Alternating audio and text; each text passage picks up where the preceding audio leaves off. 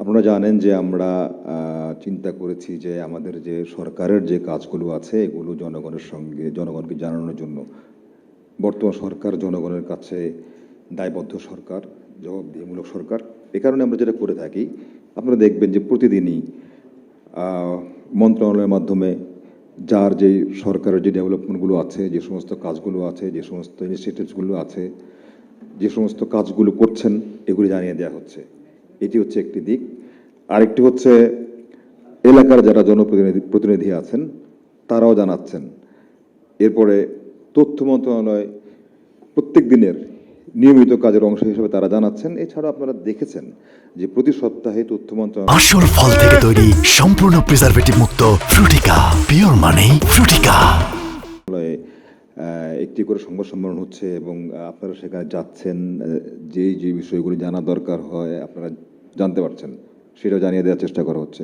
এরপরে প্রধানমন্ত্রীর কার্যালয়ে আমরা যেটা করেছি যে প্রধানমন্ত্রী প্রত্যেক দিন অত্যন্ত ব্যস্ত সময় পার করছেন এবং প্রচুর কাজ করছেন। আমরা সেই কাজগুলোকে যেটি করছি যে পিএমও বাংলাদেশ নামে যে পেজটি আছে আপনারা হয়তো লক্ষ্য করবেন, সেখানে আমরা ভিডিও তুলে ধরছি এবং আপনাদেরকে ক্লু দিয়ে দিচ্ছি, তথ্যগুলো দিচ্ছি, আপনারা সেখান থেকে আপনাদের মতো করে নিউজটা নিতে পারছেন।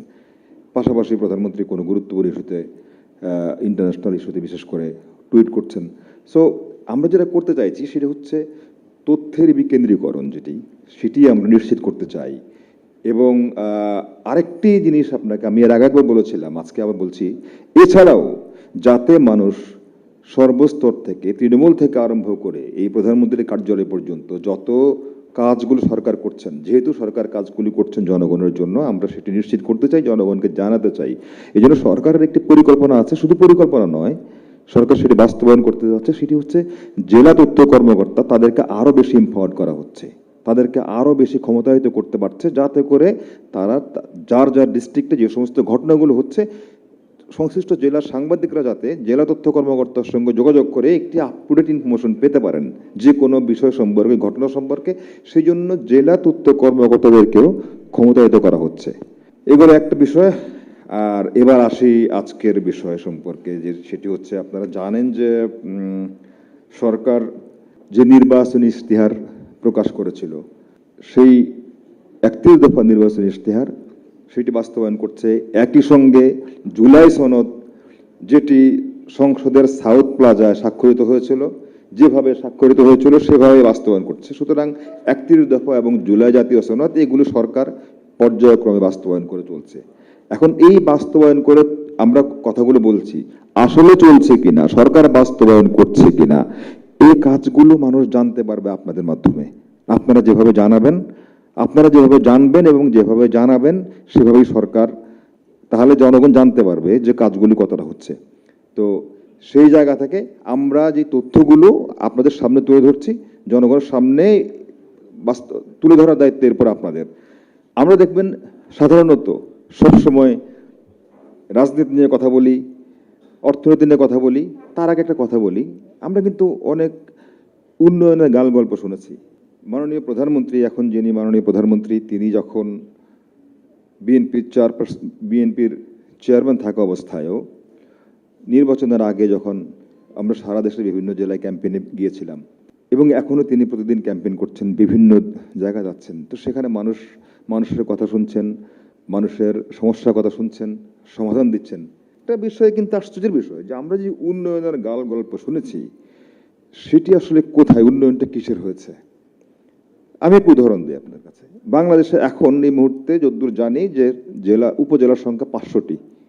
বর্তমান সরকার 5টি উপজেলা নতুন করেছে, তাহলে তার আগে ছিল 495টি। এবং আপনারা জানবেন বাংলাদেশের স্বাধীনতার ঘোষক শহীদ রাষ্ট্রপতি জিয়াউর রহমানের সময় যে উপজেলা স্বাস্থ্যকেন্দ্র কিংবা উপজেলা হাসপাতাল যেটা করা হয়েছিল, তখন করা হয়েছিল 30টি বেড করা হয়েছিল।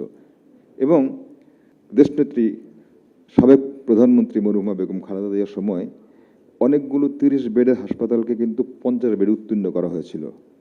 এই হচ্ছে উন্নয়ন। আমি কারো বিরুদ্ধে কিছু বলতে চাইছি না, আমি বলছি এটা হচ্ছে উন্নয়ন চিত্র। আর এবার এই সরকার যখন ক্ষমতায় আসছেন, আমাদের বর্তমান প্রধানমন্ত্রী তারেক রহমান সরকারের আমলে উনি যখন ক্ষমতায় আসছেন, উনি অলরেডি ডিক্লেয়ার করেছেন যে বাংলাদেশের 492টি হাসপাতালে উপজেলা স্বাস্থ্য কমপ্লেক্স বর্তমানে আছে, যেগুলি 30 বেড এবং 50 বেড, প্রত্যেকটাকে 101 সদস্য বেডে উন্নীত করা হবে। এই যে উন্নয়নের কথা, 492টা হাসপাতালে যদি 101 বেডের হাসপাতালে উন্নীত করা হয়, তাহলে এখানে আমাদের প্রশ্ন, এই যে আমরা উন্নয়নের কথা শুনছি, এই উন্নয়নটা কার জন্য ছিল, কি জন্য ছিল? তাহলে কি স্বাস্থ্য ক্ষেত্রে আমাদের উন্নয়ন হয়নি? তাহলে কোন ক্ষেত্রে কথা বলবেন, কোন জায়গা হয়নি?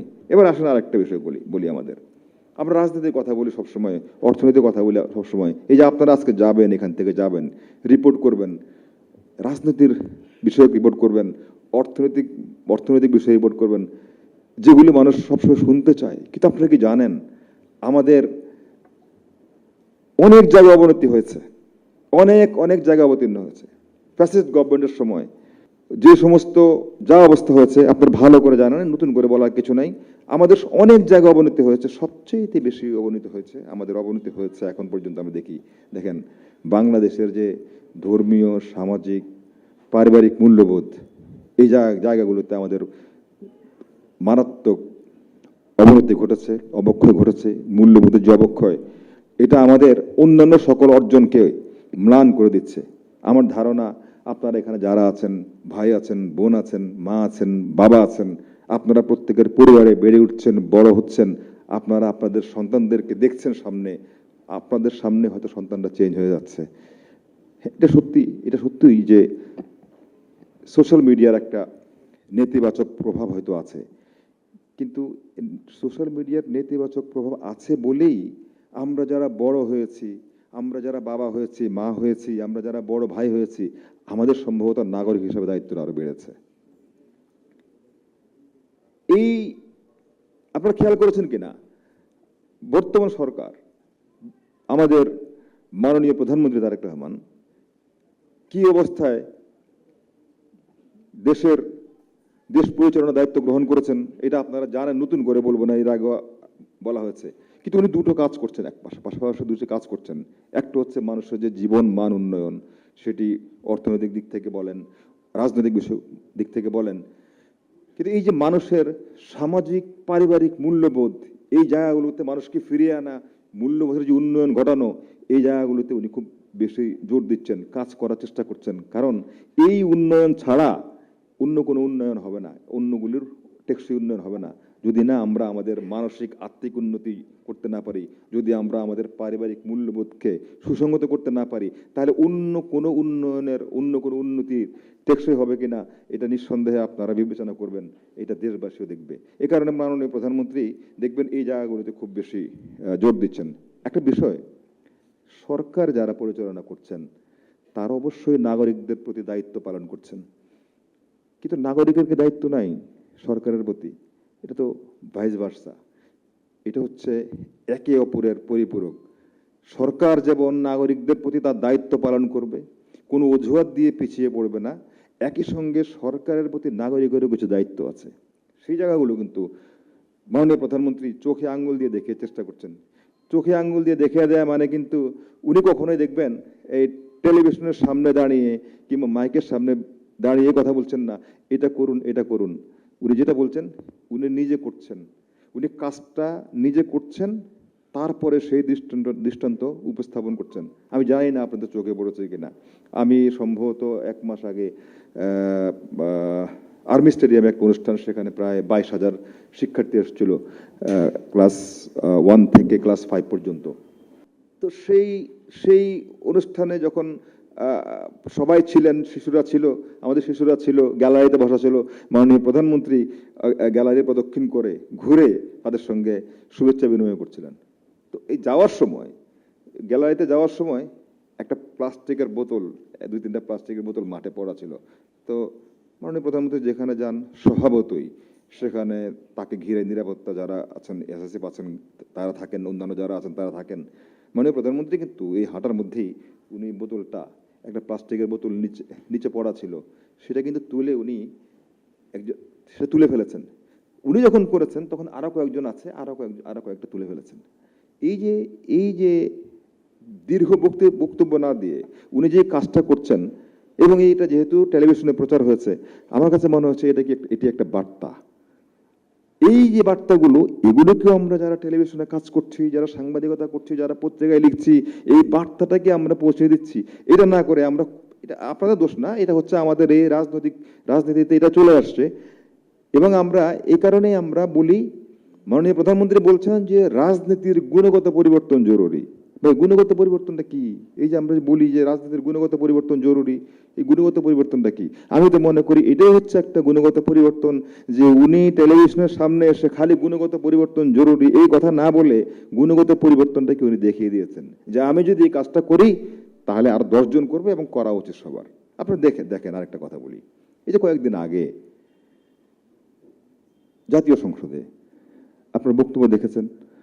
এই সংসদে আমরা অত্যন্ত ভারী ভারী কথাবার্তা বলি, দেশের কথা বলি, সংবিধানের কথা বলি। আমরা কয়েকজন বুঝি, কত লোক বুঝে আমরা জানি না। কিন্তু এই সংসদে দাঁড়িয়ে এবার প্রধানমন্ত্রী ওনার এই যে বাজেট বক্তব্য দিলেন, সেই বাজেট বক্তব্যের সমাপনী অনুষ্ঠানে উনি বলেছেন দুটো কথা, আপনারা খেয়াল করেছেন কিনা। উনি বলেছেন যে আমি জনগণের প্রতি আহ্বান জানাই। তিনি কিন্তু কাজটা আগে করেছেন, সেটি বলেছেন যে আমরা যত্রতত্র বর্জ্য ফেলবো না। এই কথাটা কি আপনারা পার্লামেন্টে শুনেছেন? এর আগে কখনো পার্লামেন্টে শুনেছেন? পার্লামেন্টে আমরা শুনেছি, আমরা অর্থনৈতিক কথা শুনেছি, রাজনীতির কথা শুনেছি, খিস্তি খেয়েও শুনেছি, হ্যাঁ, গান শুনেছি, অনেক বাদ্য বাজনা শুনেছি। এই কথাগুলো আমরা শুনিনি। পার্লামেন্ট থেকে যখন উনি ওনার 350 এমপির সামনে বার্তাটা তুলে ধরলেন, 350 এমপি যারা বাংলাদেশকে রিপ্রেজেন্ট করছেন তাদের সামনে তুলে ধরছেন, তারা যদি গিয়ে নিজের এলাকায় এই কাজটা করে, এবং আপনারা যারা সংবাদকর্মী আছেন, আপনারা যারা সাংবাদিক আছেন, সম্পাদক আছেন, দায়িত্বশীল মিডিয়া গণমাধ্যম কর্মী আছেন, আপনারা যদি এই বার্তাটাকে জনগণের সামনে একটি গুরুত্বপূর্ণ বার্তা হিসেবে তুলে ধরতে পারেন, তাহলে আমরা মনে করি এই জায়গাটা হচ্ছে সম্মিলন। এই সরকারের সঙ্গে জনগণের যে সম্মেলনটা হচ্ছে, যে সৎ উদ্দেশ্যে, এই আজকে যদি একটা বর্জ্যমুক্ত বাংলাদেশ হয়, এটা কি শুধুমাত্র বিএনপি গেইনার হবে? আপনারা যারা হবেন না, যারা বিএনপিকে সাপোর্ট করেন না, তারা হবেন না? নিঃসন্দেহে দেখুন অনেক লোক আছেন, আমি জানি নিঃসন্দেহে আপনারা দলটাকে, এই বিএনপিকে সাপোর্ট করতে হবে। নট নেসারি, মাননীয় প্রধানমন্ত্রী বলছেন তো যে আপনি যে যাকে ইচ্ছা, উনি তো স্পষ্ট বার্তা দিয়েছেন সংবাদ কর্মীদের উদ্দেশ্যে এই বার্তা, যারা জনপ্রশাসনে রয়েছেন বার্তা, যারা সমাজে রয়েছেন সবার জন্য একটা বার্তা, সেটি হচ্ছে আপনারা যার যা ইচ্ছা যে দল করেন, কিন্তু আমরা দেশের জন্য কাজ করছি, সমৃদ্ধ বাংলাদেশ গঠনের জন্য কাজ করছি। এই গঠন করার জন্য আপনাদের সহযোগিতা চাই। আর আপনার যেই বিশেষ করে প্রশাসনে যারা আছেন এবং আপনাদের সংবাদকর্মী যারা আছেন, আপনাদের জন্য এটা হতে পারে যে আপনার যদি কোনো বক্তব্য থেকে থাকে, যদি সমর্থন থেকে থাকে, আসুন সেটা আমরা ভোটের বাক্সে আমাদের সেটা প্রতিফলন ঘটাই। আপনি প্রতিফলন ভোটের বাক্সে ঘটান, আপনি তো কাউকে না কাউকে সাপোর্ট করতেই পারেন, আপনি সেটা ঘটান। তো উনি এই কথাটা বলেছেন। আরেকটা কথা বলেছেন এই পার্লামেন্টে, উনি একটা ছড়াও বলেছিলেন, আপনি দেখেছেন কিনা, যে সকালে উঠে আমি মনে মনে বলি সারাদিন আমি যেন ভালো হয়ে চলি। আমি একটা কথা বলি আপনাদেরকে, আপনি কিছু মনে করবেন না, সংবাদ সম্মেলনটা মনে হয় একটু ডিফারেন্ট হচ্ছে, তারপরেও আমি আমার মনে হয় কথাগুলি আপনাদের কাছে বলতেই চাচ্ছি, যে এই যে সকালে উঠে আমি মনে মনে বলি সারাদিন আমি যেন ভালো হয়ে চলি। মাননীয় প্রধানমন্ত্রী যে সংসদে কথাটি বলেছেন, কেন বলেছেন? এটি কি একটি বার্তা নয়? এবার আমরা খেয়াল করি তো, আমরা কয়টা পত্রিকায়, কয়টা টেলিভিশনে এই কথাটা নিয়ে আমরা নিউজ করেছি? এই কথাটা কি উনি ওখানে কি আবৃত্তি করেছেন? ওটা কি একটা ছড়াটা কি আবৃত্তি করার জন্য বলেছেন? এইটা নিয়ে কি আমরা কথা বলেছি? আমরা সেটা না বললে প্রত্যেকটা, এই জন্য যদি আসলে আমাদের প্রত্যেকের উদ্দেশ্য স্বচ্ছ হয়, আপনারা যারা সংবাদকর্মী, সরকারে যারা রয়েছেন, প্রত্যেকের উদ্দেশ্য যদি স্বচ্ছ হয়, তাহলে আমরা দেখবেন আসলে একসঙ্গে আমরা এগিয়ে যাব। মাননীয় প্রধানমন্ত্রী যে বাংলাদেশের কথা বলছেন পারিবারিক মূল্যবোধ ভিত্তিক, উনি যে বলছেন যে এই যে সকালে উঠে আমি মনে মনে বলি সারাদিন আমি যেন ভালো হয়ে চলি, এমন ছড়া, এমন গল্পের বাংলাদেশ, এমন ছড়ার বাংলাদেশ, এমন মূল্যবোধের বাংলাদেশ যদি আমরা করতে পারি, তাহলে আমার ধারণা আমরা ভালোর দিকে যাব, আলোর দিকে যাব। বিতর্ক তো আমরা করতে পারি। আরেকটা কথা বলি, মাননীয় প্রধানমন্ত্রী আর একটা জিনিস দেখেছেন কিনা, এটি হচ্ছে গুণগত রাজনৈতিক পরিবর্তনের অংশ। সেটি হচ্ছে আগে আমরা দেখেছি, সেই সংসদই হোক কিংবা এমন সংবাদ সম্মেলনই হোক কিংবা জনসভায় হোক, 5 মিনিট, 7 মিনিট, 10 মিনিট বন্দনা। তার খেয়াল করে দেখেন, প্রত্যেকে যদি শুধুমাত্র এভাবে বন্দনা করা হয়, তাহলে কি অবস্থা হবে দেশের? আমরা হিসাব করি যে সংসদের আগে কথা বলতে 1 মিনিট কথা বলতে কত লক্ষ কোটি টাকা যায়, তারা বুঝে নেই বন্ধনা করে কত কোটি টাকা আমরা সংসদে নষ্ট করেছি, মানুষ নষ্ট করেছি, এটা খেয়াল করি না আমরা, করেছি না? মাননীয় প্রধানমন্ত্রী দেখবেন সেই জায়গা থেকে বেরিয়ে এসছেন, সেই যেই অপসংস্কৃতি ওই জায়গা থেকে বেরিয়ে আসছেন, বন্ধনার কোনো সুযোগ নেই। আরে ভাই, একটা লোককে যদি 5 মিনিট বন্ধনা করে মানুষের সামনে উপস্থাপন করতে হয়, তাহলে আর সেই লোকটা এত গুরুত্বপূর্ণ কেন? আরে ভাই, যে লোকটা গুরুত্বপূর্ণ না তাকে গুরুত্বপূর্ণ করে তুলতে হলে তো অনেক কথা বলতে হয়।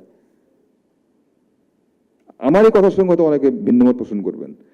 যদি এত গুরুত্বপূর্ণ একটা লোক হলে 5 মিনিট করে বন্দনা করতে হবে, তার 2টা কারণে বন্দনা করি, হয় উদ্দেশ্যমূলক,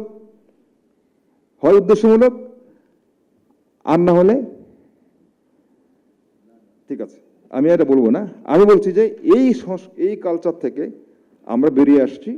যে আমি একটু খালি আমার অভিজ্ঞতার কথা বলি। আমি দেখেছি, আমি আরো একটা অনুষ্ঠানের কথাটা বলেছিলাম, আমরা যখন ওই বিভিন্ন মাননীয় প্রধানমন্ত্রীর সঙ্গে দেশে ঢাকার বাইরে যাই, বিভিন্ন জেলায় যাই, উনি যেটা বলেছেন, ওনাকে যখন বলা হয় এখন বক্তব্য দিবেন, 2-1টা কথা বললেই জাস্ট উনি উঠে এসে বলছে যে আপনারা কি আমাকে চেনেন? আমি আপনাদের তারেক রহমান বলে উনি কথাটা শুরু করেন। আর 3 মিনিট তো সময় নষ্ট করার দরকার নেই। তো আমি মনে করি এটাও রাজনীতির গুণগত একটা পরিবর্তন। আরেকটা পরিবর্তনের কথা বলি, উনি প্রধানমন্ত্রী হওয়ার পরে 5 মাস হলো, এই 5 মাসে আপনারা দেখবেন প্রত্যেকটা মাসে কমপক্ষে 2 থেকে 3টা জেলা উনি বাইরে সফর করছেন। এর কারণটা কি? উনি ওই যে জনমানুষের নেতা, মানুষের সমস্যাটা কাছ থেকে দেখতে চান, বুঝতে চান, ওদের সঙ্গে কথা বলে ওদের সমস্যাটাকে সম্ভাবনা আইডেন্টিফাই করে সেখানে কিভাবে সম্ভাবনাটা তৈরি হয়, সেটাকে কিভাবে সমাধান করা যায়, সেই ব্যবস্থাটা করছেন। সুতরাং এটা একটা পরিবর্তনের দিক যে উনি নির্বাচিত হয়েই ঢাকা শহরে মানে এই উনি এমন একটা জায়গায় বসে পড়ছেন না যে জনগণ থেকে উনি বিচ্ছিন্ন হচ্ছেন না, উনি নিজেকে বিচ্ছিন্ন রাখছেন না। উনি প্রত্যেক সপ্তাহে ঢাকার বাইরে বিভিন্ন জেলায় কোথাও না কোথাও যাচ্ছেন, জনগণের সমস্যার সমাধান এই কথাগুলো শুনছেন। আর আমি আপনাদের আর বেশি কিছু নেব না। এই কথাগুলি বলার কারণটা হচ্ছে আপনাদের সামনে আমার কারণটা হচ্ছে আজকে যে ডক্টর মাহাদি আমিন উনি আপনাদের সামনে এই 5 মাসে নির্বাচনী ইশতেহার অনুযায়ী আমরা কি সরকার কি পদক্ষেপ গ্রহণ করেছে এগুলো আপনাকে বলবেন।